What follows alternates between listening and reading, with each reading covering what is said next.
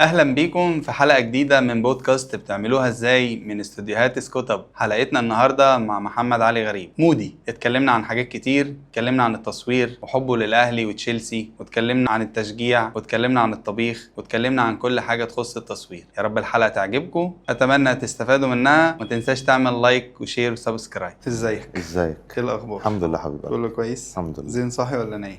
زين صاحي صاحي؟ بيصلي مع جده في المسجد. سلم على جده. ماشي، هروح التمرين النهارده ان شاء الله. نقول لك محمد ولا اقول لك مودي؟ مودي اسهل. جت منين؟ اختي سمتني مودي واحنا مثلا كنا في ثانوي تقريبا. كملت معاك بقى؟ اه. فاكر حاجه عن طفولتك؟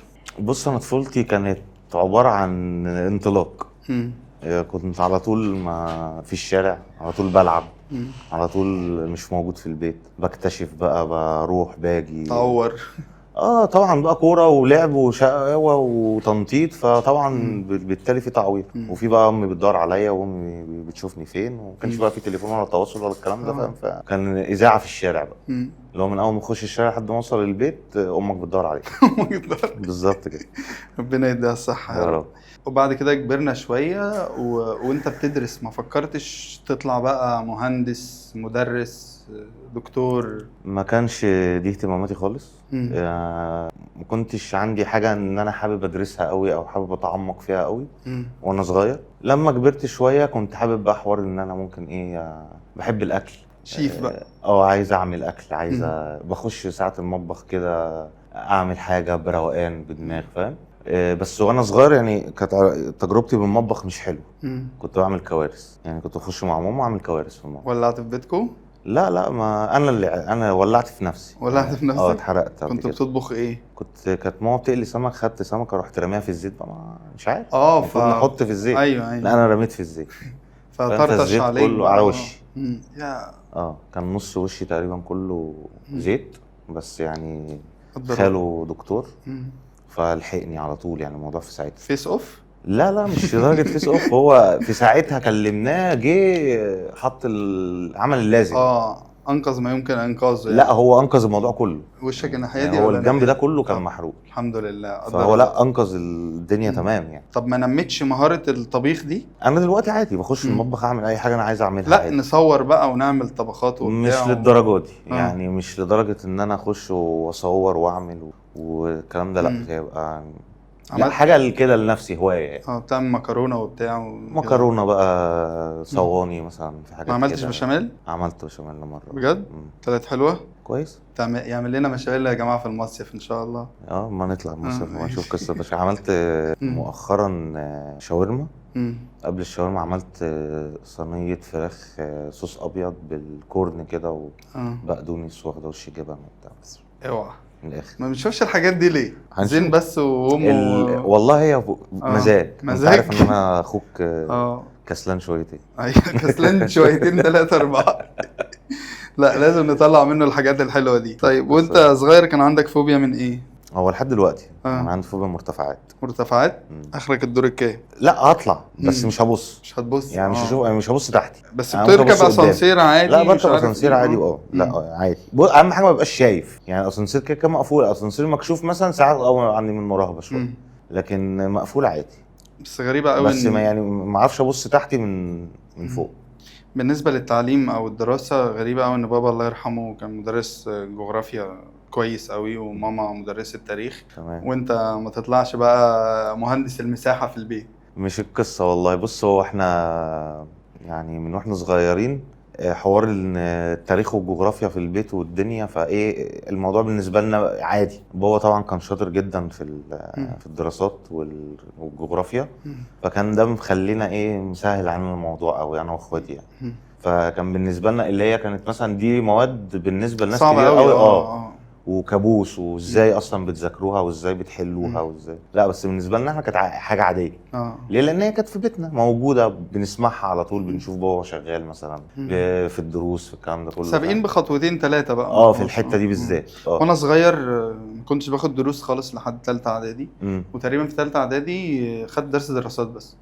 عشان ما كنتش بحبها وكده. هي عامه كانت ازمه عند ناس كتير. بس احنا بالنسبه لنا كان الموضوع لذيذ يعني، لان هو حاجه احنا ابويا شغالها وامي كده كده برضو شغالاها فاهم. فبالنسبه لنا حاجه يعني ايه في المتناول، يعني مش في المتناول، حاجه انت متعود عليها. ماما كانت شغاله في التدريس فتره ماما كبيره لحد ما طلعت معاش. شغاله الاول ثانوي وبعد كده اعدادي، وبعد كده راحت بقى اللي هو القطاع الريفي ده اللي هو كان هو المفروض الاب يبقى سنتين. كل مدرس بيروحوا بيجي عليه سنتين يروح وبعدين يرجع تاني. هي ما رجعتش بقى، هي كملت، هي عجبها الموضوع وفضلت قاعده هناك لحد ما طلعت. انا بحبك يا طنطا والله. وانا والله بحبك. ماما هي اللي قالت لك بقى شجع الاهلي ولا مين اللي قال لك شجع؟ ماما. شفت عبله كامل في سيد العاطفي؟ تيت مصر. لا في سيد العاطفي. هي ودي ما هي تيت دي امي. لا تيت تقريبا كان في فيلم تاني. اوكي. هي عبله كامل في لما كانت قاعده في المدرج وهلا هو الاهلي مفيش زيه. خدوا 6 رايح خدوا 4 دول. بجد لحد دلوقتي؟ لا يعني ممكن الموضوع طبعا هدي شويه. لكن واحنا صغيرين لا كانت فظيعه. ماما هي اللي قاعده في مدرج الثالثه شمال بنقعد يا باشا التس في البيت. يعني انا فاكر كان يوم ماتش 6-1 وكان مين بقى بيتفرج معانا على الماتش؟ اخوك محفوظ.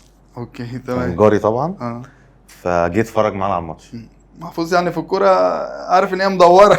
بس لا وهو صغير كان بيتفرج متابع وزملكاوي طبعا معروف قوي حوار. عشان اغلط فيه قوي يا جماعه معلش. فكان يعني صدفه اليوم ده كان بيتفرج معانا على الماتش في البيت. هو المنتج معلش. فمش عايزين نزعل المنتج. لا اتعمل عليها حفله. حفله يعني. كل جون بحفله. طب هو ماله؟ هو كان بيشجع الزمالك؟ ما هو زملكاوي ستيل زملكاوي لحد دلوقتي محفوظ. بس يعني فاهم هو زي ما انت بتقول هو فقد الشغف في الكوره دلوقتي. فلا بتطلع بقى البلكونه وتزغرط وتشجع وعلى السلم ايوه ماما بتشجع الاهلي من ايام صالح سليم فتلاقيه. ماما كمان ساعه الجامعه كانت بتروح تحضر التدريبات في مختار التتش. حلو. ماما كانت بتروح تقعد في النادي الاهلي. شافت الخطيب وهو بيتمرن. شافت كله. ومجدي عبد الغني وطاهر ابو زيد والجيل ده كله. ومصطفى عبده وثابت البطل انا عارف ليكوا طقوس اصلا ان اي ماتش الاهلي والزمالك لازم تتفرج عند ماما في البيت.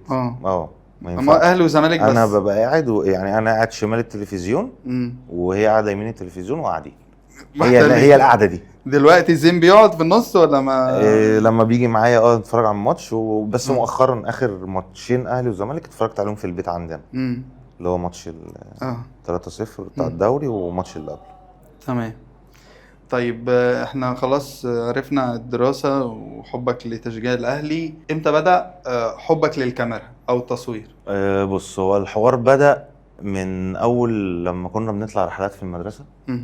يعني من ثالثه اعدادي اولى ثانوي كده لما كنا بنيجي نطلع رحله، اللي معاه تليفون اللي معاه كاميرا صغيره بتاع بيطلعها يلا نتصور يلا. ده انا كنت يعني بظبطها بفننها شويه. ليه؟ بص هو التصوير ده يعني قبل اي حاجه، قبل الدراسه او قبل ان انت تمسك كاميرا او كده عين. تمام. انت لو واحد عينك حلوه هتشوف حاجه غيرك مش شايفها. فهي دي اللقطه، ان انت شايف المنظر قدامك شكله عامل ازاي. انت ليك عين، انت هتبقى شايف غير اللي غيرك شايفه. تمام. وكل واحد طبعا بيبقى ماسك الكاميرا بيبقى ليه عين غير التاني. فانا كانت يعني دايما بيخلونا ان انا اصور. خد صورنا في الرحلات. مش عارف عندنا ايفنت في المدرسه، عندنا مش عارف ماتش، عندنا مسرح، عندنا مش عارف ايه. كنت بحب ان انا اللي اقوم بالموضوع ده لحد الاجازه اللي هي ما بين الثانويه عامه والجامعه. تمام. المفروض ان انا كان في مشروع ان انا اخش كليه هندسه، ورحت قعدت في الجامعه الروسيه شهر. حضرت محاضرات وكده وبتاع، بس الوضع ما عجبنيش هناك. الجامعه ما كانتش انضف حاجه ساعتها يعني، كانت لسه في البدايه. ما عجبنيش الوضع وما تاقلمتش. شهر ونقلت بقى. يا ريتك اتأقلمت.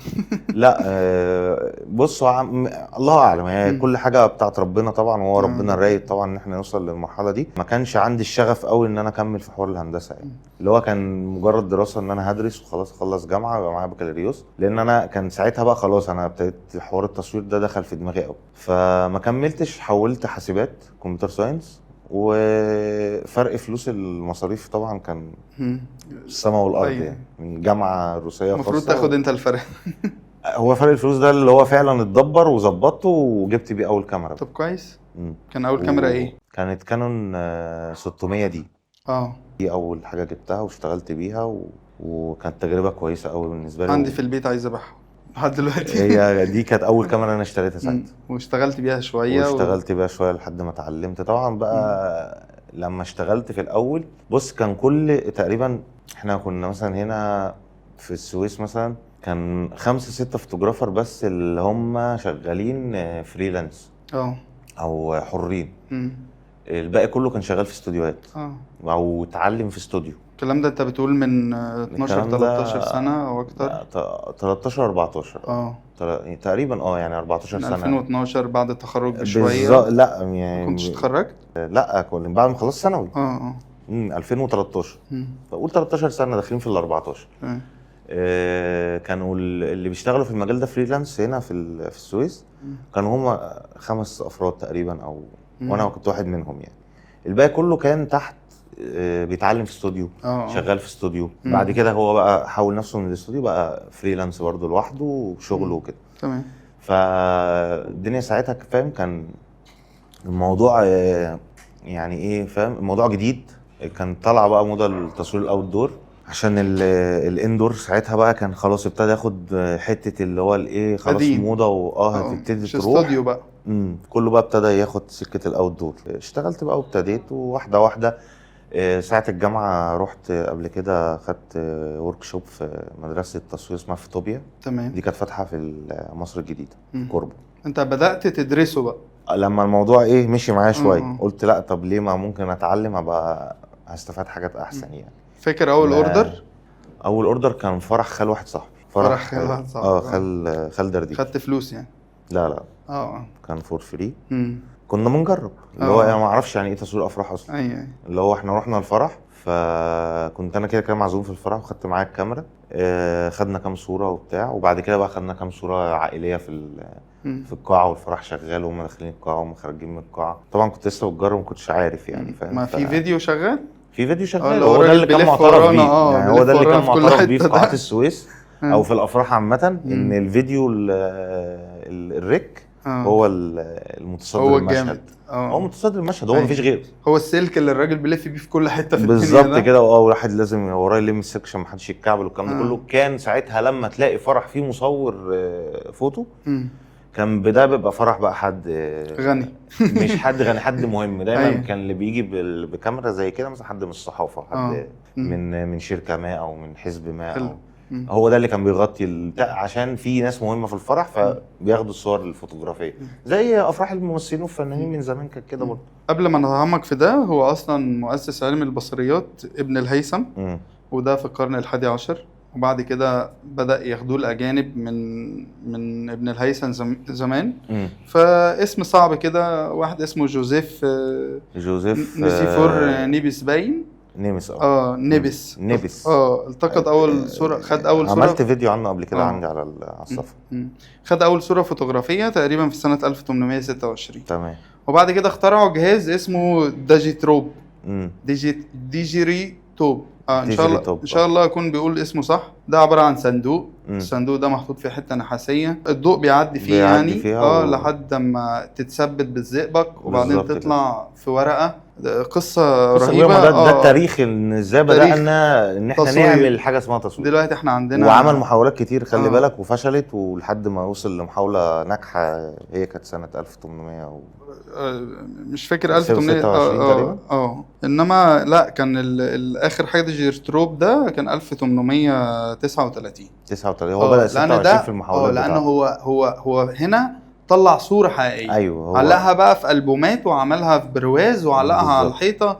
وحتى لما تيجي تتفرج على الصور تلاقي الصور غريبه قوي. ايوه. وكان ممنوع فيها الضحك لان بيقول لك ان اي حركه في ساعه التصوير دي عشان بقى ما كانش فيها حته بقى وكانت بتاخد وقت كبير يعني. ممكن يقعد يصور فيها نص ساعه ساعتين كأنه بيرسم. لان انت عارف التصوير جاي من الرسم. طيب احنا اتكلمنا على امتى بدأنا التصوير. فاكر اول اوردر بقى مدفوع؟ اول اوردر مدفوع كان فرح برضو تبع حد اعرفه. كانت اخته تقريبا. وحضرنا بقى اليوم اللي هو كنتش عارف يعني ايه اصلا احضر اليوم تصوير. يعني اعمل ايه يعني؟ بالظبط. يعني ايه هنزل عندي سيشن خارجي وهنروح مكان وهندفع رسوم عشان نخش المكان ما كانش معانا غير كاميرا وفلاش وخلاص. كاميرا وكان معايا برضو حاجه اسمها سوفت بوكس آه. بتاعت اضاءه. طب كويس، انت عديت مرحله الاحترافيه بسرعه.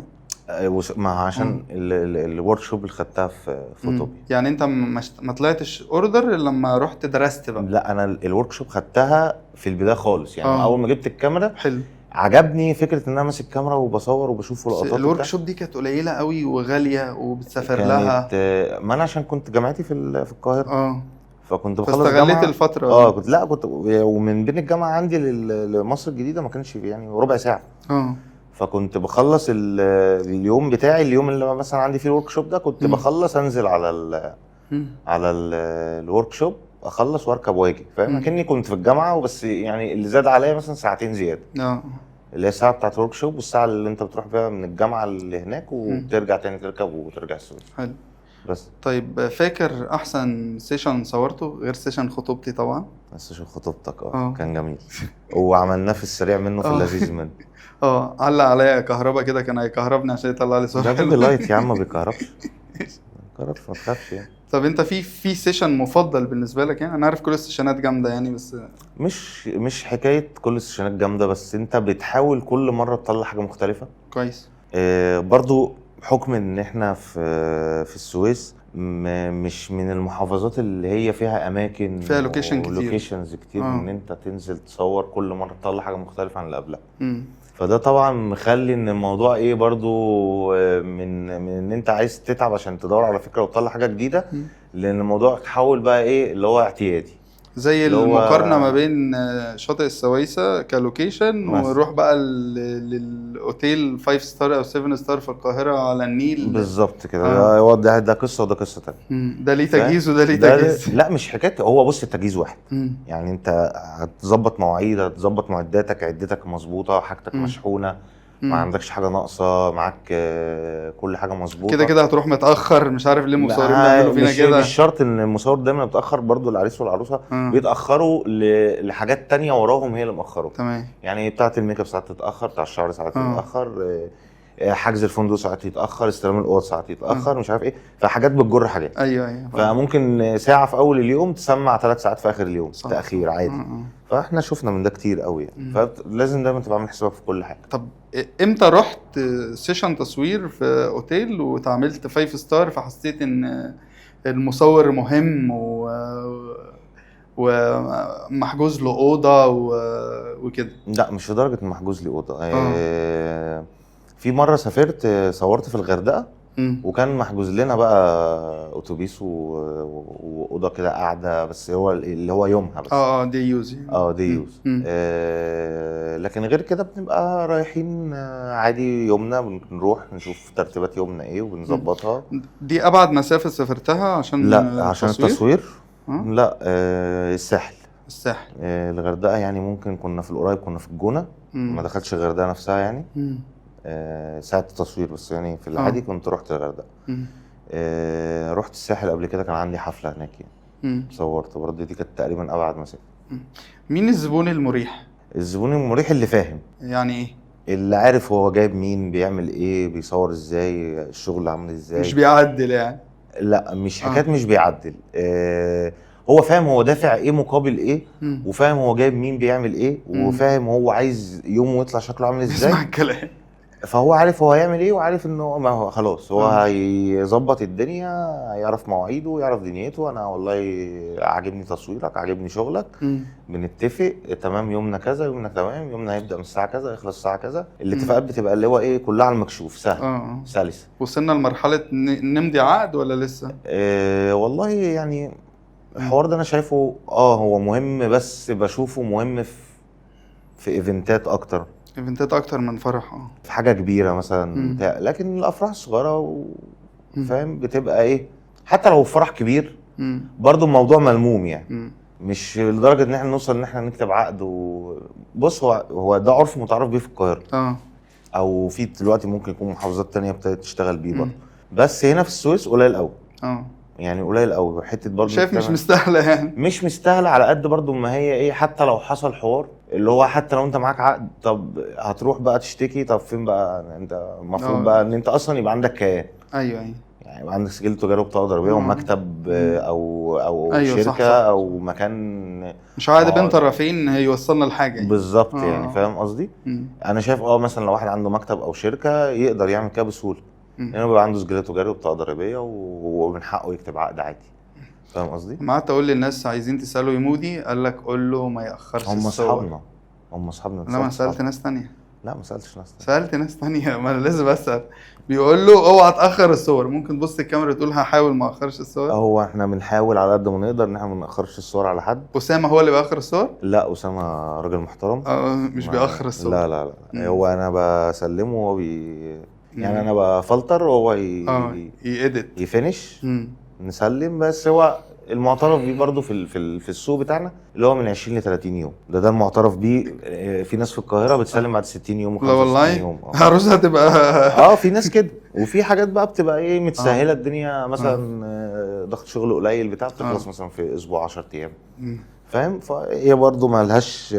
بس اتغيرنا عن زمان ان احنا نأخر لا بكتير بجد. ده وعد يعني. مش كده، مش القصه في كده. القصه ان احنا يعني برضو وانت صغير بتبقى الخبرات غير وانت كبير. صح. يعني وانت صغير شغال لوحدك وشغال لوحدك، بتعمل كل حاجه لوحدك، بتروح وبتيجي وبتأديت وبتسلم وبتفلتر ومفيش حته المسؤوليه، ولسه برضه صغير لسه بتكتسب خبرات. أيوة. غير وانت كبير. وانت كبير خلاص الموضوع بالنسبه لك بقى بيزنس. بتعمل بطريقه بروفيشنال، المفروض بيبقى في اتفاقات. انا والله بدي يعني انا بحب حته انا هقول للعريس مثلا 21 30 يوم خلصوا قبل كده. اتواصلت معاه او هو تواصل معايا تمام، صورك جاهزه خلاص. ليه؟ خد مني فيدباك ان هو حتى اداني الصور قبل ميعاده، قبل الميعاد اللي هو اتفق معايا عليه. حتى لو اديته له يوم 29 هيتبسط. بالظبط. انا خلاص انا قلت لك كلمه، فانا كنت قدها. بنحاول لو وصلنا لحته ان احنا وصلنا لل 30 يوم قفل، انا برضو عندي كلمتي. انا بحب ارمي لنفسي مساحه بحيث ان لو حصل اي دروب ممكن انا مثلا يحصل لي اي ظرف، يحصل ضغط شغل. برضو الاديتور عندي يحصل اي ضغط، يحصل ضغط شغل، يحصل مثلا بحط للظروف اللي احنا بنقابلها في اليوم يعني. حد يتعب، حد يحصل عنده مشكله، نور يقطع. فاهم؟ في حاجات بتطلع من كل حته بتعطل. فانا بحب احط لنفسي مساحه شويه. لان برضه عشان احنا يعني غير التصوير احنا برضه عندنا مسؤوليات وحاجات تانية وشغل تاني، فبيبقى الدنيا عكه في بعض يعني. هل في مره صورت فرح بس الكارت اتحرق؟ صورت فرح كان عاجبني اول سيشن. الكلام ده تقريبا ممكن 2017 او 2018 تقريبا على ما اتذكر. كان عاجبني اول سيشن، كنت لسه جايب ساعتها عدسه جديده وكان اول مره اصور بيها، فكان في كام شوت عاجبني وبص مبسوط قوي من السيشن. ومن كتر ما انا خلاص بقى انا فرحان قوي، خلصنا القاعه ما روحتش. خدت كارت الميموري ورحت كلمت الاديتور، اديت له الكارت. مش انا الاوردر ده انا عايزه اقوى حاجه في الدنيا، انا مبسوط والاوردر عاجبني وعايز اطلع منه حاجه حلوه قوي، كاميرا جديده وحاجه جامده. كان فاهم. فكان انا يعني عندي خلاص. انت بقى بيبقى لما تبقى جايب حاجه جديده وبتستعملها اول مره وتطلع حاجه بيها حلوه، فبيبقى عندك الشغف بقى ان انت تشوف النتيجه بتبقى شكلها عامل ازاي. سلمته الكارت تمام وما خدتش يعني باك اب. انا اللي هو خلصت القاعه رحت رايح عليه اديته الكارت، خد منه النسخه وهاتهولي. حلو. تاني يوم قال لي والله الكارت مش راضي يشتغل. اوبس. طب الكلام ده هو الكارت اتحرق.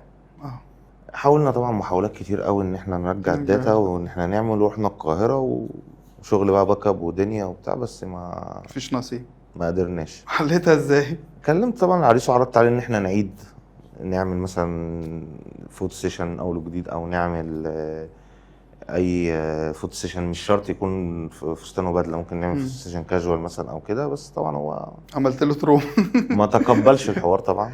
ايوه طبعا دي حاجه بترجع للكلاينت تاني، هحكي لك حوار تاني بعديها. بس يعني اللي هو الفرق بين الكلاينت والكلاينت في الموقف ده. ما تقبلش طبعا ورجعنا له الفلوس بتاعته. ايه الموقف التاني؟ الموقف التاني كان قريب. حصل حاجه شبه كده والله اعلم بقى ايه اللي دار ساعتها، بس الكارت ما كانش موجود في الكاميرا. اوكي. يعني فاهم اللي هو في فرق ان انت الكارت معاك ومش شغال، وان انت تفتح الكاميرا تلاقيش الكارت. اوكي. فالله اعلم بقى ايه اللي حصل؟ يعني يعني عشان ما بقاش اظلم حد يعني. الكارت اختفى. طبعا برضو اتواصلت مع العريس وقلت له، فهمته الدنيا ماشيه ازاي، قلت له والله انا حصل معايا ظرف ان انا الصور مش موجوده. عرضت عليه ان احنا نعيد، ما كانش عنده اي مشكله، ظبطنا. هو برضو اليوم ده كان ليه شويه تفاصيل كده، وكنا صورنا متاخر والعروسه ما كانتش مش متظبطه يعني. مش متظبطه، مود ما كانش، كانت خايفه، كانت متوتره، ما كانتش نايمه. مش كل الناس بتحب التصوير. لا هي يومها تفاصيل يومها كان جاي من سهر وعدم يعني النوم مش مظبوط، في توتر وخوف، وخرجوا كمان متاخر. اليوم نفسه كفوتو سيشن مش قاعه، كفوتو سيشن ما كانش احسن حاجه. حتى النتيجه ما كان يعني فاهم اللي هو ايه، ما كانتش 100%. تمام. لما عرضت عليه الموضوع عجبه طبعا، بقى اتواصلت مع الميك اب ارتست وحددت معاه ميعاد. انا طبعا مسؤول عن كل حاجه.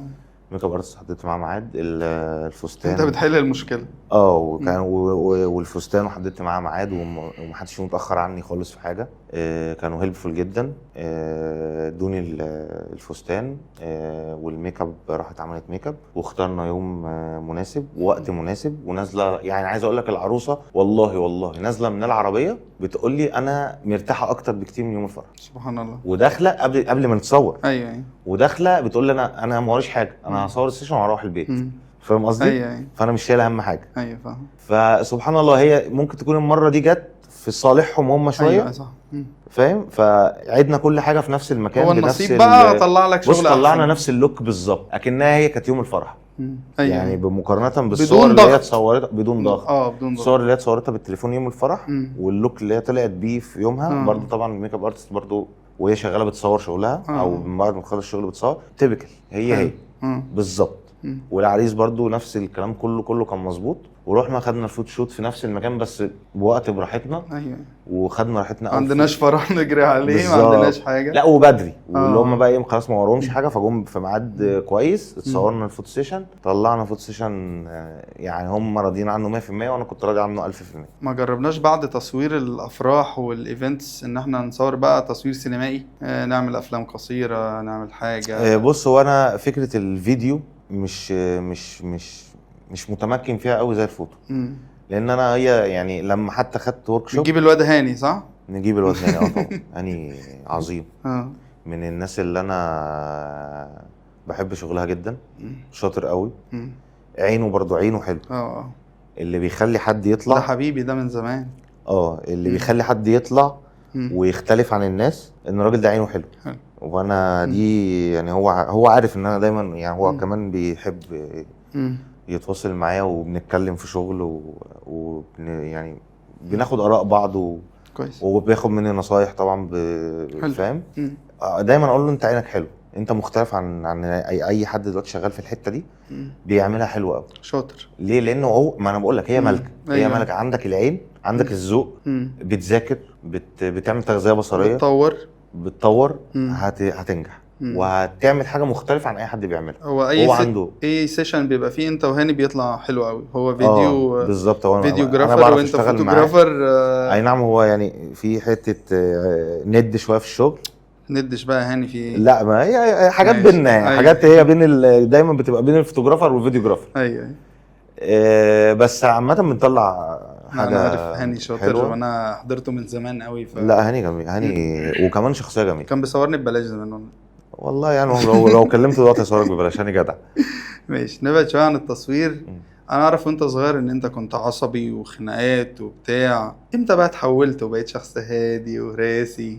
لما ما بقتش تاخد حاجه على اعصابك يعني لا مش بص برضه انا مش عصبي لدرجه الجنون. ومش عصبي على بطال. ده زمان. لا يعني مش حكايه زمان يعني. بص في ناس عصبيه عمال على بطال، اللي هو قال لي كلمه وتلاقيه سخن وتشنج وقام وجري فاهم. لا انا مش كده. انا كنت اتعصب لدرجه ان انا هيبقى حاجه مستاهله. ايوه فاهم قصدي. لكن دلوقتي بقى عندي ايه، بص هو غالبا من بعد ما اشتغلت يعني من بعد ما دخلت مجال العمل او سوق العمل عامه اتعلمت الهدوء. ما بحرقش في اعصابي عمال على بطال. بالظبط. ليه؟ لان انا اشتغلت في الافراح دي كانت بدايه شغل يعني بدايه الشغل. قبل كده كان في تجارب شغل بقى اللي هو ايه في الاجازات. اللي هو تقف في محل، تقف في بلاي ستيشن، مش عارف تروح تشتغل مع مين، مش عارف تروح شركه ايه. فكان ده اللي اي شاب كان بيعمله. شركه السكر، شركه السمنه، عارف انت الحاجات دي. حي السويس كنا بننظف جناين ومش عارف وندهن ورصفه والشجر 10 جنيه و5 جنيه كنا لا انا والله ساعه حاجه سوزي كنا بناخد 35 جنيه في الاسبوع. في الاسبوع يعني كل يوم ماشي. خميس كنا ناخد 35 جنيه. ماشي، ما 5 في 7 ب 35 اه او فاهم. 5 فكنا ناخد مم. 35 جنيه والله انا فاكر. كنا مم. نروح مثلا نجيب تيشيرت كوره، نروح نجيب مم. مش عارف ايه، اي حاجه ليها علاقه بالكوره برضه. ايوه. يعني هي كانت بتلف في الاخر اي فلوس بتاخدها مم. بتترمي في حاجه ليها علاقه بالكوره. كوره. فكان ساعتها دي كانت شغلانات كده اللي هي في الاجازات. مم. لكن ابتديت احتك بقى في سوق العمل في مجال التصوير الاول. مم. متطلب منك قوي ان انت تبقى هادي، مم. ما ينفعش تبقى عصبي، اه ما ينفعش يبقى الناس يومها متنشن. هم اصلا اوريدي العروسه قلقانين. قلقانه متوتره مش نايمين اللي داخلين على تجربه جديده. مم. الكلام ده طبعا واحنا صغيرين ما كناش حاسين بيه قد ما كبرنا يعني. صح. فما كانش ينفع ان انت تقابل ده كمان ان انت بشخص عصبي مم. بقى اتيتيود مثلا نرفز شويه بتاع مش عارف ايه، مش كانش هينفع. فكان لازم يعني تعمل ضبط نفس شويه ان انت برضه تتقبل اي رد فعل مش كويس، كلمه تتقال مش كويسه. انت متخيل اصلا كام واحد بينادي على المصور في الفرح؟ كتير لا انا اللي هو ايه خبط عليه صورني وناس شده وناس تعالى وتعالى كابتن وفاهم انت عارف بقى من خلاص يا ابراهيم هو بقى اعصابه هاديه من ساعه ما دخل الشغل. وبعد كده بقى تجربه اكسبيرينس شغل بقى في مجال الكاستمر سيرفيس دي برضو خليتني اصلا اوحش من الافراح. بكتير ان انت بتقابل ناس بقى بتخش تتخانق بس. ايوه فاهم. ما هم فاكرين، بص الناس مش عارف ليه الاعتقاد ده ان هو فاكر ان داخل اي مصلحه ان انا هاخره. بالظبط حبيبي انا لو اقدر اقدم لك الخدمه وانت بره هقدمها لك. غير حته التاخير هو دايما مجال التليكوم والشركات الاتصالات العميل دايما داخل عنده مشكله. هو دايما داخل رصيد اتسحب. ايوه باقتي خلصت قبل ما ليه مش عارف ايه اللي مش عارف حصل ايه الاستهلاك مش عارف ماله الشريحه مش عارف الشبكه وحشه. أيوة. فدول 80 او 85% من العملاء اللي بيخشوك في اليوم. وانت مطالب منك ان انت تبقى اتيتيود هادي قوي. تحل مشكله يا فندم، تبتسم، تبقى لطيف. فاهم. مش مطالب منك ان ربنا يعينك يا مصطفى والله. مصطفى ده يعني فاهم. لا بيعاني مصطفى بيعاني عشان انت سبت اورنج بس مصطفى مكمل. مصطفى دلوقتي اري مانجر اورنج هنا في السويس. مصطفى صاحبنا يا جماعه. مصطفى محمد اللي هو ايه لازم برضو وهيجي عليك الغلط لو انت اتنرفزت او اتعصبت او غلطت. انت اللي هتبقى غلطان. العميل دايما على حق. ايوه فبرضو من الحته دي برضو اتعلمت ضبط النفس قوي. بقيت بقى اللي هو خلاص وصلت لمرحله بسبب الشغل ده ان انا ايه خلاص وصلت لمرحله ان انا باخد الكلام المستفز اطلعه على اللي قدام استفزاز. انا فاهم. مش هطلعه عصبيه. يعني اخد مثلا ايه كلمتين ما لهمش لازمه على بصه ملهاش لازمه على نرفزه على يرمي لك حاجه قدامك على المكتب بتاع مش عارف الشغل ده بيحصل. عملاء كتير قوي كانت بتعمل كده. فاهم. بالذات ان احنا كنا الراجل فاكر ان احنا اللي انت سرقه انت كده وانت ممثل الشركه قدام. فاهم. وشفنا قبل كده فيديوهات كتير عملاء بتخش تتخانق في شركات الاتصالات بتمسك الموظفين تضربهم الموظفين تمسكهم تضربهم وبتبقى خناقات المشهوره. لا انا وصلت بقى لدرجه ان انا باخد الكلام ده انا بقى ايه بمتص الكلام ده بطلعه بايه برضو بالاستفزاز برضو. بس بايه بقى والله يا فندم احنا تحت امرك انت اللي انت عايزه وابتسامه وشوف انت حضرتك عايز ايه انت صح انت اللي انت شايفه هو الصح اي حاجه انت عايزها هي اللي هتحصل. طب ده العملاء احنا مالنا يا مودي. خلاص ما هو بقى خلاص هو بقى اسلوب حياه. انت شايف ان الموضوع ماشي مع الناس فخلاص انت بقيت ماشي مع صحابك بقى انت كده خلاص انت وصلت لمرحله في الحياه ان انت خلاص ما فيش بقى حته ان انا لسه هقعد اتكلم واحرق واقول في حاجات كتير قوي يا عم دلوقتي. ايوه انا فاهم. طاقتنا اهم. فاهم. وبعدين الهادي ده بيعيش كتير. ماشي. في سؤال من المتابعين بيقول هل تستاهل صناعه التصوير اللي بعض الناس شايفاها مهنه بسيطه ما فيهاش شقه يعني ياخدوا فيها المبالغ دي؟ انت هترد تقول لهم ايه؟ ما بحبش خالص جمله ان هي مهنه بسيطه ما فيهاش شقه. دي جمله غلط جدا.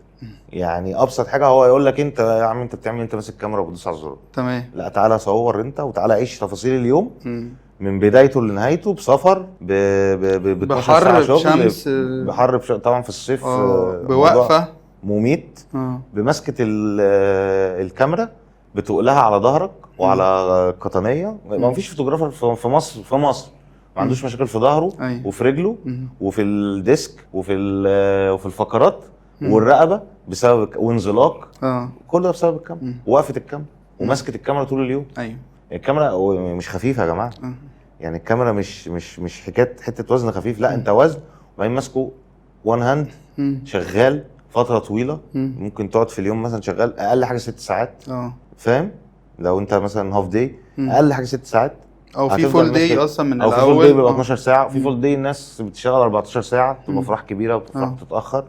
فلا يا جماعه الموضوع صعب قوي، الموضوع صعب وهلكه ويعني من الاخر كده بيفهم بدنيا بيهلكك. مش على قد ان انت واقف بتصور، لا انت برضه بتتحرك وبتنزل وبتطلع وبتوع الفيديو مثلا بيبقوا ليهم حركه معينه وطريقه معينه، هم ماشيين بيمشي على مثلا كعب رجله على مشط رجله، لازم بيمشي بالراحه، لازم يتني ركبته. انت تخيل واحد ماشي مثلا ساعه او ساعه ونص في الفوتو ستيشن تاني ركبته، ده هيبقى هيطلع شكله عامل ازاي بعد كده؟ فاهمك صح. فلا الموضوع مش يعني كتعب، هو ممكن يستاهل فلوس اكتر من اللي احنا بناخدها كمان كتعب. بس هو دلوقتي السعر ما بيتحددش على مجهودك بس، بيتحدد على مجهودك وخبرتك ومكانك في السوق. بس يعني فاهم، يعني في كذا حاجه غير ان انت بتتعب. ايوه انت بتتعب بس في يعني في حد زيك بيتعب بس بياخد اقل منك، مش عشان مش بيطلع نفس الشغل بالظبط، او عشان برضه هو مش واخد نفس مكانتك. ايوه هو ممكن يكون بيطلع شغل حلو يتقارن بشغلك، بس هو انت مشهور عنه. زي فكره احنا بنشتري 2 سندوتش برجر، كل واحد من مطعم، واحد من المطعم ده وواحد من المطعم ده سعره اغلى منه، وممكن اصلا الماتيريال والخامات اللي بنستخدمها هنا انضف كمان من اللي بنستخدم هنا، بس عشان ده مشهور وبراند وده عادي، عشان بنبيع جوده، بنبيع اسم. في ناس بتوصل لمرحله في مجالنا بالذات بتبيع اسم. ايوه مبيعش اي حاجه تانية. هي الكاميرا الغاليه دلوقتي انا مش عارف احنا وصلنا لفين في الكاميرات، بتفرق ولا المهاره اللي بتفرق؟ الاثنين. اولا المهاره زي ما قلت لك، والعين، وواحد يبقى على طول عنده ابديتس، بيتفرج، بيعمل تغذيه بصريه، بيشوف ايه الجديد، حلو، بيجيب معدات تساعده، مش كاميرا بس، في معدات كتير قوي بتساعد ان انت تطلع شغل مختلف وحلو وجديد. الكاميرا في الحالات دي بتخدم على الفكره. لكن اللي هو نازل خلاص انا عارف انا هعمل ايه، هوقف الوقفات اللي بوقفها كل مره ونمشي المشيتين ونضحك الضحكتين ونقف ناخد الصورتين والسيشن ياخد معاه ربع ساعه نص ساعه وتمام كده، اديته احلى كاميرا في الدنيا برضه هيطلع نفس الشغل، لان هو خلاص هو اتبرمج على كده. هو اتبرمج ان هو هينزل يعمل كده حتى لو مسك احلى كاميرا في الدنيا، اغلى واحده بالظبط كده. احنا وصلنا لفين في الكاميرات اصلا؟ لا اسعار كستارت ولا لا كالاخر يعني مفيش اخر. لا مفيش اخر، في حاجات وصلت يعني انا كان اخري 7 دي و4 دي و5 دي والحاجات دي. لا في كاميرات المسميات دي اصلا اتغيرت يعني. كانون بص هو كل فتره كانون بتعمل سيريز جديده، مات وارات ويعني دي خلاص يعني فاهم، ابتدت تخلص. فعلا. اللي منتشر دلوقتي الارات، سلسله الار بكل من اول ار بي لحد ار5 سي تقريبا، ودي بسعرها وصل كام يعني ممكن مثلا في رينج ال 200,000 جنيه. يا ساتر، لا ياخدوا اللي هم عايزينه يا جماعه، لا ياخدوا اللي هم عايزينه ممكن اكتر كمان. كنسبه لسوني مثلا، انا سوني يوزر، في مثلا كاميرا لسه نازله دي المفروض ان هي بتخاطب الايه، مش البروفيشنال قوي، مش اللي تحت قوي، المتوسطه يعني عامله تقريبا 160,000 جنيه. في حاجه اعلى شويه مثلا بتصور سينما وبتصور فيديوهات كواليتي اعلى وبتاع، عامله تقريبا 200,000 و250. في حاجات وصلت لنص، في حاجات وصلت لنص، وفي حاجات وصلت يعني. في براند كاميرات اسمه هازا بيلد تقريبا، ده بيعمل كاميرات بريميوم هاند ميد. تمام، واو، يعني فاهم، كاميرات مصنوعه بالقطعه، فكاميرات مشهوره قوي يعني. مالناش دعوه واصله مثلا ممكن 1.5 مليون، 1,700,000 البودي. طب هو هنا انا اصلا يعني بحس ان كل لما الكاميرا بتزيد كل ما بتطلع الشخص مفيهوش روح، زي عارف انت اللي ايه، انا صورتك صورة عادية بموبايل، ده شكلك ودي طبيعتك وده شكلك الحلو، بس لما بدأنا نعلي في الكاميرات بدأنا نوصل لمرحلة الفوتوشوب اللي هو اتعمل 60 مرة على الوش لدرجة ان الوش بقى حاجة. لا دي مالهاش علاقه بالكاميرا. اه يعني تاثير الوش اللي انت بتحسه وش كرتون بالظبط. ده بيبقى الايديتور مش الكاميرا. مم. الكاميرا ما عمرها ما تطلع السورس كده. مم. الكاميرا وظيفتها ان هي بتطلع لك كواليتي عالي، تمام. شاربنس عالي، باستخدام طبعا عدسات مختلفه وعدسات كويسه. مم. يعني ما انت ممكن تجيب كاميرا حلوه قوي بس العدسه ما تساعدكش. ايوه صح. العدسه تكون لو كواليتي، فالازاز بص هو ازاز العدسه بيتحكم في الاضاءه وبيتحكم في الشاربنس وبيتحكم في حاجات كتير قوي والكونتراست بتاع الصوره. تمام. فاهم؟ فانت لو جايب كاميرا حلوه وغاليه وعدسه حلوه وغاليه هتطلع لك كواليتي محترم، شاربنس بتفاصيل لابعد الحدود. اللي بيبوظ ده الايديتور. ايوه فاهم.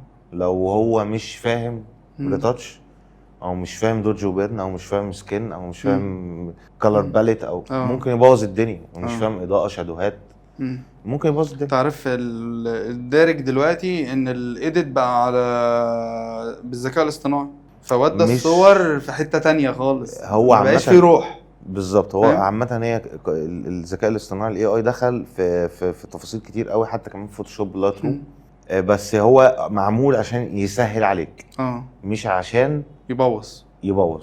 في ناس بتبوظ بيه مش بتسهل على نفسها. واللي بيعرف يستخدمه صح بيسهل على نفسه. بيسهل كتير قوي دلوقتي. ايوه يعني بينجز معاك وقت. يعني في حاجات انت بالشارت كده تشدها خلاص عملت شغل انت كنت بتقعد تعمله في ساعه. صح. فاهم قصدي؟ هل المنافسه بين المصورين دلوقتي حاجه صحيه؟ للي فاهم شغل وللي فاهم في المجال وللي عنده الايمان والقناعه ان ده اكل عيش ورزق هيجي لك منافسه محترمه وقويه ولصالح الشغل. لكن الناس بقى التانية اللي هي شايفه انه ما ليه انت تشتغل وليه انا ما وايه انت هتصور بكذا، طب انا هصورك بكذا. ايوه الناس بقى اللي هي ما عندهاش الايمان وما عندهاش اليقين ان هو كده كده ربنا هيرزقك سواء هنا انت ليك 24 قيراط هتاخدهم. ايوه صح. فاهم؟ هتاخدهم بقى في شغلك في بيتك في صحتك في رزقك في كده هتاخدهم. اللي عنده اليقين ده والله بيبقى فاهم الدنيا ماشيه ومتيسره معاه وهيشتغل. اللي ما عندوش اليقين ده هو بقى اللي بيبتدي يحارب ويبتدي يبوظ الشغل، يعني بيبتدي يبوظ المنافسه. لكن الناس كلها لو عندها اليقين ده المنافسه تبقى صحيه وتخدم وهتفيد برضه وتفيدنا وتفيد الكلاينت. يعني هتفيد الكلاينت كمان اكتر. ليه؟ لان المنافسه ساعتها هيبقى فيه اوبشنز كتير، في اختيارات كتير، وكلها بتصب في الاخر في مصلحتي. انا بتفرج بشوف فلان وفلان وفلان، بشوف مين اللي هيبقى انسب ليا ولمصلحتي واختار بس. طب بمناسبة الكلاينت، عمرك حصل لك موقف قبل كده وانت رايح الفوتو سيشن العريس والعروسة تطلعوا؟ واحد صاحبي كان معاه عريس وعروسة كانوا بيصوروا في نادي التجديف، فهو في مكان دور تاني وهو سبقهم طلع عشان يحضر دنيته وهم المفروض طالعين ورا. فالعروسة اتزحلقت وقعت، خدت العريس، راحوا واقعين اتخانقوا مع بعض، راح نرفز عليها على اليمين ومشي. بس ما حصلش معاك انت شخصيا؟ لا انا لا. الحمد لله. انا كان حصل معايا موقف بس سيء مش كوميدي. كنا برضو في فرح في القاهرة وبنصور بقى البري والتجهيزات والأوضة والفايبس حلوة والعروسة وأهلها ومامتها وأخواتها والناس مبسوطة والدنيا جميلة وبادئين وخلاص خلصنا وكل حاجة تمام لحد الساعة 7 بالليل والعريس مظهرش وقافل تليفونه. عريس خلع. ساب جواب في الريسبشن وجالنا الأوضة إن هو مش لاعب، مش موجود، مش لاعب. هو قرر فجأة ان هو يمشي. العروسه غمى عليها وانهارت والدنيا. لا سلمت السيشن ده؟ ما صورناش، صورنا بري بس. بس طبعا ما خلاص يعني احنا سيبنا الفلوس الشغل ومشي. يعني كانوا ظرفين انا وحد تاني هير دريسر، هنقول ما كانش جاهز. حطينا الحاجه السلام عليكم وعليكم السلام. ده كان فيلم، ده اللي هو العروسه. هو تحسه فيلم. هو موقف بايخ جدا. العروسه راحت، لا اله الا الله. لا موقف مش كوميدي، هو لا موقف وحش قوي قوي قوي. يعني مش انسان، ده حيوان. موقف وحش جدا جدا جدا. يعني الموقف ده انا مقصر فيه لحد دلوقتي. لا والله. مش حلو، مش لطيف. طيب انت بيحصل دايما خناقات مع الاديتور عشان الصور طالعه بشكل معين، ولا انت خلاص مثبت الوانك، مثبت التيمه اللي انت ماشي بيها؟ مش فالموضوع مثبتين على سهل. قد ما احنا بندور برضو على كل مره نطلع حاجه اجدد. اصل انا عارف ان الاديتور بيطلع عينه لان كل بشره واحد غير التاني. تمام، ده شغل، الاماكن ده شغله هو. اه بس الفوتوغرافر بيسهل عليه. اه بمعنى الفوتوغرافر لو بيطلع الوان مظبوطه، كونتراست مظبوط، شارب مظبوط، اضاءه مظبوطه في الصوره. نطلع صور رو مش جي. لا ما هو كده كده، ما ده يعني ده الف ب ان احنا بنصور بنطلع صور رو، لازم يكون غلط بس. لازم يكون في نسخه رو. في ناس عادي بتسهى ساعات وبتبقى عامله بالذات اللي بيصوروا بنفس الكاميرا مثلا صور وقاع او صور وحاجه تانية مثلا، فبيبتدي يحول ان هو مثلا يصور رو، بعدين يحول ان هو يصور جيبك، ينسى ان هو يرجع يصور رو تاني. ايوه في ناس فاهم، دول غالبا ان هو بيصوروا بكاميرا واحده. تمام. لكن اي حد يصور كاميرتين خلاص، هو في كاميرا ثابته للرو وكاميرا ثابته للجيبك. انا بعمل كده، انا معايا كاميرتين، فكاميرا الفوتو سيشنز والشوتس المهمه دي على طول رو ما بتتغيرش، الصيغه بتاعتها ما بتتغيرش. والكاميرا التانية جيبك، ولما بستخدم فيها حاجه رو ببقى خلاص انا عارف ان انا هصور رو دلوقتي، فايه هقلبها رو. ايوه حتى نسيت ارجعها جيبك انا مش خسران، لان هي كده كده هتديني نسخه رو نسخه جيبك. فاهم قصدي؟ انا نسيت اسالك بالنسبه للكوره، هو امتى شجعت تشيلسي؟ امتى شجعت تشيلسي؟ 2004 2005 كان هي بدايه حقبه ابراموفيتش ومورينيو ودروجبا ولامبارد وجونتيري في البدايه الحقبه العالميه دي اللي ما ما اتكررتش تاني. قعدت حلوه قوي لحد 2010 كنا واخدين دوري.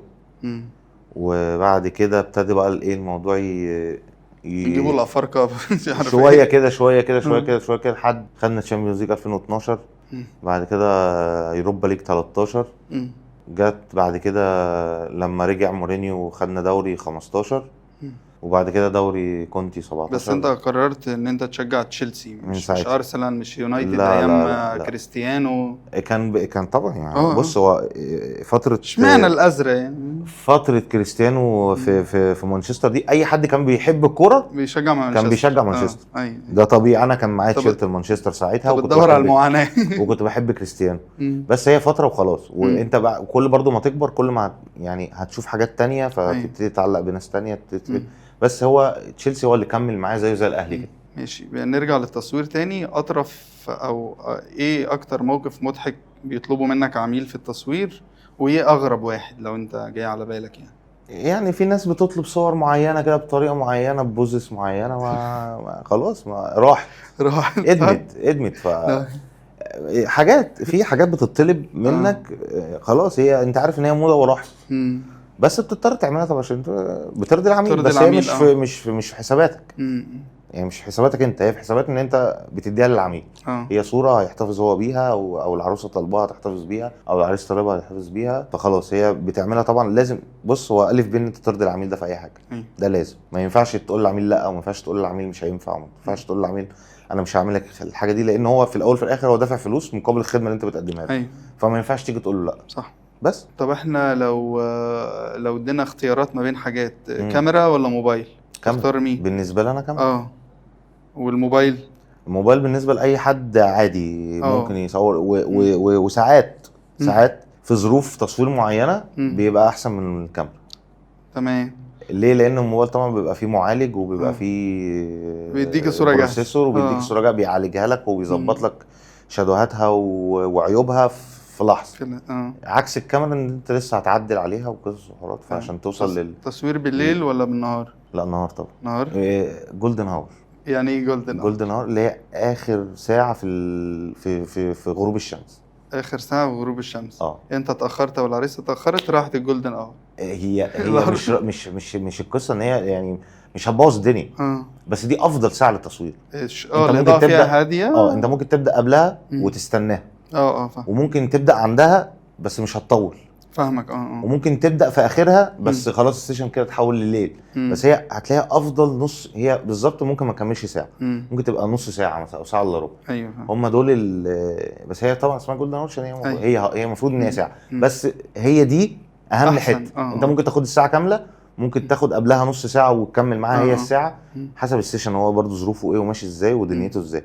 في سيشن بتقعد ساعه، في سيشن بتقعد نص ساعه، في سيشن بتقعد ساعه ونص، في سيشن أيوة، بتقعد أيوة. ساعتين، مم. حسب انت الشغل والدنيا. بص في يعني انا من الناس لما بلاقي القابل حلو متفاهم، الدنيا لذيذه، الجو جميل، مفيش مشاكل، بنكمل. مش فاهمك. من النوع اللي انا ايه مش بنزهق. شارب، لا انا لا. ساعه هخلص واقفل الكاميرتي وامشي، ايوه انا او فاهمك. نص ساعه انا مش دعوه، مم. هخلص واقفل الكاميرتي وامشي. انت عارف الناس بيحسبوها بعدد الصور. لا انا عدد الصور لا، ما بص هو عدد الصور ده انا بشوفه في لو انت دخلته في حوار الويدنج بقى سبوبه. فاهمك. يعني انت كده بتدور على ان انت تعمل اكبر عدد صور مثلا عشان تاخد اكتر فلوس. ايوه. لا انا شايف عدد الساعات بيبقى احلى من عدد الصور. حلو. ان انت مثلا يومك في مثلا عندك باكج مثلا 4 ساعات 6 ساعات 12 ساعه، اللي هو حسب المناسب للعميل. أيوة. بيختاروا وانت خلاص بتبقى اتحسبت على عدد الساعات، فانت بتبقى مع الناس دي لعدد الساعات دي. حلو. فده انسب ليك وليهم. كانون ولا سوني ولا نيكون؟ سوني. انت خلاص أنا سوني بقالك جربت كتير؟ بقالي داخل في السنه الرابعه كده. كويس. بس ال10 سنين او 9 سنين اللي قبليها كنت كانون. بس سوني اختلافات كواليتي، دايناميك رينج، حاجات بقى تكنيكال، هي متفوقه شويه على كانون. وكانون متفوقه برضو في شويه حاجات تانية يعني. حلو. كماتيريال بادي كتصنيع كانون احسن، افضل، بتستحمل شغل اكتر. ابيض واسود ولا الوان؟ الوان. تصوير اشخاص ولا مناظر طبيعيه؟ اشخاص. طيب اخر سؤال هنساله في جزء التصوير ده، ايه ال5 غلطات اللي بيقع فيهم المبتدئين في دخول قسم التصوير؟ ان هو يخش يبتدي يصور ولا وهو بيصور اوريدي؟ لا، ان هو يدخل يبدا يتعلم تصوير. يعني بننصحه بايه ان هو ياخد باله منه او بيعملوا ايه 5 حاجات فبيبني بص غلط. لازم قبل ما اشتري كاميرا ابقى فاهم يعني ايه بيزكس التصوير اصلا. اوكي. ابقى فاهم يعني ايه مثلث تعريض مثلا، ابقى فاهم يعني ايه زوايا، ابقى فاهم يعني ايه فريم، ابقى فاهم يعني ايه تكوينات صوره، ابقى فاهم يعني ايه لايت، يعني على الاقل لو ما جربتش بس ابقى قاري ومتفرج وشايف ناس بتطبق. مش ابقى عندي الخلفيه، ابقى عندي خلفيه يعني ابسط حاجه ان افتح يوتيوب اجيب اساسيات التصوير واتفرج عليها واتفرج على ناس بتطبقها. حلو. انا بمجرد ما شفتها مره واحده خلاص انا برضو ايه مسكت الكاميرا مش هعطل. لكن في ناس هتروح تشتري كاميا ويلا ونجرب. أيوة. ومع الممارسه بياخد خبره. الناس لحد دلوقتي بيصور بالموبايل وعاملين بيدجات على الفيسبوك ضاغطين الدنيا في بص هو عامه برضو انا بقول لك يعني انا عارف واحد صاحبي مصادفه يعني هو ان هو دخل بعد كده في حوار التصوير. كان خد عندي كنت عامل ورك شوب هنا في شمسيه من فتره وكان جه حضر الورك شوب دي. وفيما بعد احنا بقينا اصحاب، هو اصغر مني سن بس احنا فاهم بقينا اصحاب يعني. بعد فتره خلص دراسه وخلص جيش وابتدى بقى ايه عايز ارجع اصور تاني. هو عنده برضو الحته يعني هو عنده بيحب الموضوع، عنده الغريزه ان هو صغير. بدليل ان هو جالي وهو في ثانوي فاهم كان لسه داخل ثانوي تقريبا. فجالي وعايز اتعلم عايز اشوف هو عنده الحته جواه. ورجع تاني عايز ايه يجدد شغفه ده ويصور. اتكلمنا قعدنا كان ساعتها هو جرب يصور بالتليفون ريلات وشغل بقى. هو عامه دلوقتي شغل الميديا يعني ميديا كفرج عامه او شغل الميديا اللي هو بيتصور بالموبايل بقى مطلوب في السوق. عشان ليه؟ عشان هو الريلز والمنتجات والافراح واسرع وسهل وجاي جاهز. بالظبط كده. هو سلس بس برضه هو عنده الملكه والعين وخاض التجربه ودلوقتي من اشهر الناس في المجال في الميديا كفر. اسمه محمد وائل. حد برضه شاطر قوي قوي قوي جدا. بيعرف ازاي يعني هو وصل لمرحله ان الناس اللي مصنعه التليفون مثلا يعني ابل مثلا مصنعه التليفون وحتى لما تيجي تعمل في الدعايه بتاعتها ان هي بيصوروا بيه دلوقتي افلام وماتشات. هو وصل كتكنيكال ان هو بيعرف يستخدم خواص الكاميرا بتاعت الايفون. فاهمك. باحسن طريقه ممكن. فبيطلع منها شغل اكنه واحد محترف ماسك كاميرا بيصور بالكاميرا. بس هو بيعمل الكلام ده بالموبايل. ماشي. انا اتبسطت قوي. ايه السؤال اللي انا ما سالتوش؟ ايه السؤال اللي انت ما سالتوش؟ كان جاي في بالك يعني وما سالتوش ولا ما فيش حاجه؟ انا سالتك كل الاسئله. عامة احنا سألنا كل الأسئلة اللي في المجال وشوية حاجات في الحياة الشخصية. بس يعني كان حوار لذيذ. اتبسطت جدا بجد والله. والله احنا صحاب برضه وبنقعد نتكلم بره الكاميرا كتير، مم. بنتقابل كتير بحكم مم. ان احنا يعني يعتبر أسرة واحدة. صح. من المرات اللي انا اتبسطت ليه بقى، لا خلاص هو الموضوع واخد برضه موضوع ان احنا هنظهر قدام الناس، فبنتكلم بايه بحدود شويه لا ورسمينها بس شويه. براحتنا يعني. ايوه براحتنا، بس في حدود للكلام، بره بيبقى المناقشه مختلفه خالص يعني. على العموم انا كمان اتبسطت ونورتنا حبيبي يا عثمان والله. ماشي، نعمل باي باي للكاميرا هنا. ماشي، نحبك والله.